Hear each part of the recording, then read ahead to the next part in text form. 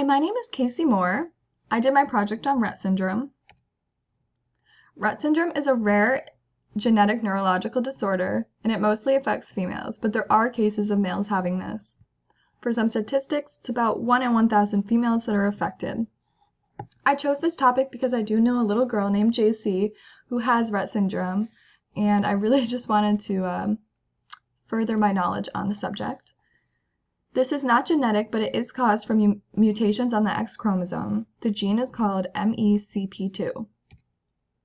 Depending on how severe the mutation is, will affect how severe the case is in each child.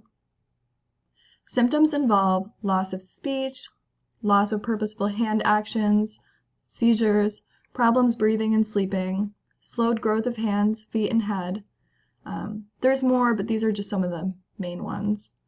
Although it depends on the severity of the symptoms and when the symptoms first displayed, people with Rett syndrome could potentially live into their 40s or 50s.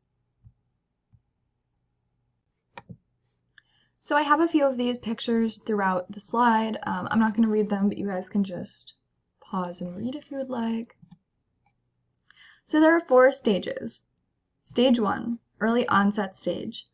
This occurs between 6 months and 1.5 years, and the duration is a few months. Because the child is so young at this stage, it can be hard for parents or doctors to notice that there's anything wrong. Sitting and crawling might not be something that they're quite able to do, whereas many other children might be able to do at that age already. Not making eye contact as much with people or not showing a strong interest in their toys are some signs, but once again, I said before, it's rare, so it's not something that doctors or parents are immediately going to think, oh, like, this is kind of strange.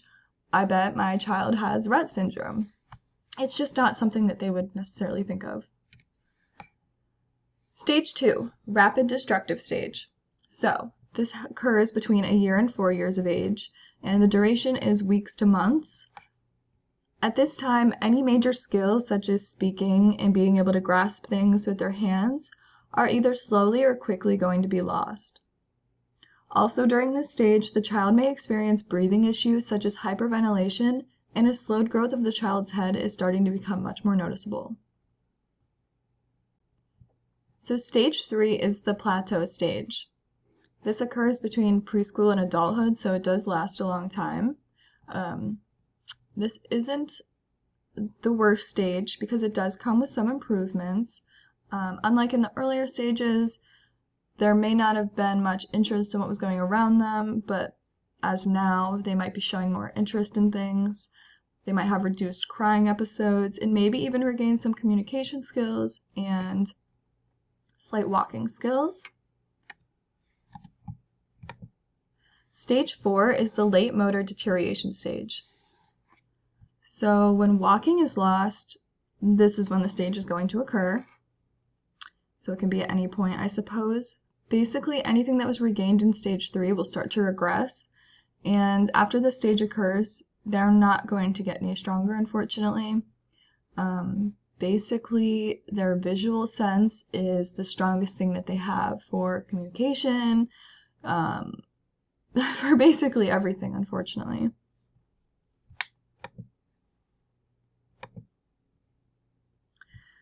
Okay, so now we have the causes and influences of nature versus nurture.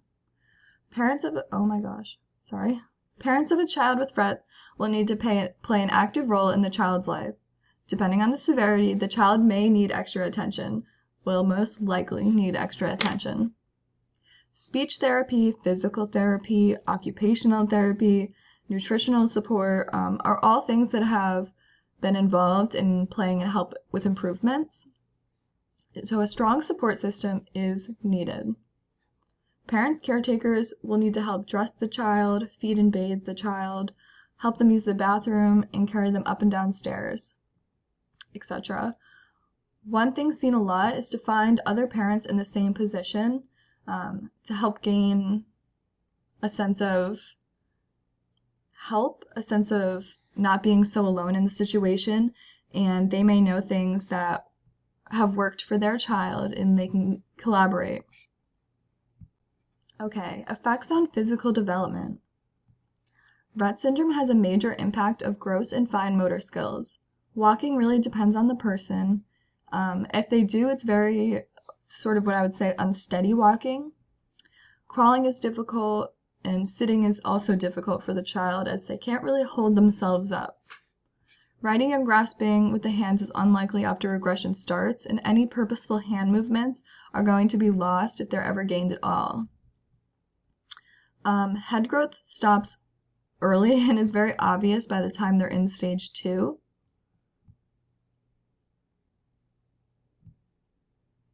Effects on cognitive development. As stated before, a symptom is loss of speech, so communication can often be very difficult. Depending on the severity, if the child does go to a school, it will need to be one that will be able to cater to all the needs and have multiple staff ready to understand and help if needed. Motor skills are majorly impacted, as stated before, and I have a little clip here, something I'd like to read.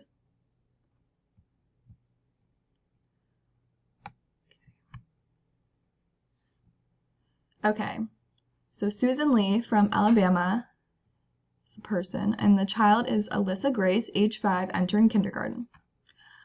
Alyssa will be fully included in a regular education kindergarten classroom in her local school. Best advice, communicate, communicate, communicate. It is up to you to communicate everything you can to your daughter, to everyone who will have contact with her. That is why the All About Me book comes in handy. I distribute it to regular and special ed teachers, principals and vice principals, PE teachers, all therapists and aides, librarians, nurses, computer teachers, art and music teachers, and the lunchroom managers. Schedule a meeting prior to the school year to make sure everything is ready for her to start school. Then, ask them to complete a daily communication log. It is impossible to discuss your daughter's day with her if you don't know what she did and can't communicate it to you. Finally, create open communication with the other parents in the classroom. This will allow them to ask questions and discuss your daughter and the Rett syndrome with their children. This will help foster friendships between their child and your daughter. If you take the time at the beginning of the school year to develop good rapport and open communication, you will be able to work through almost any problems that may arise during the school year.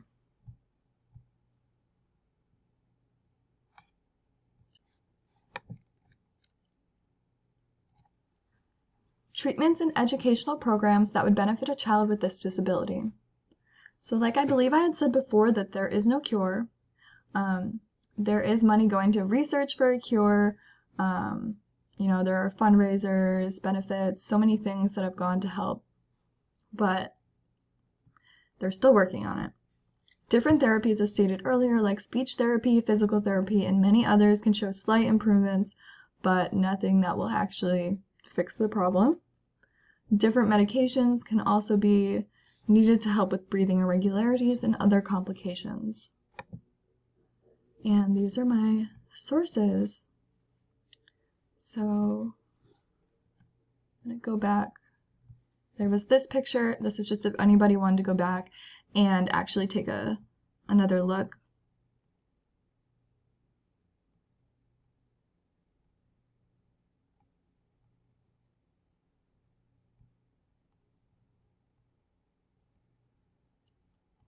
Okay, that's all. Thank you.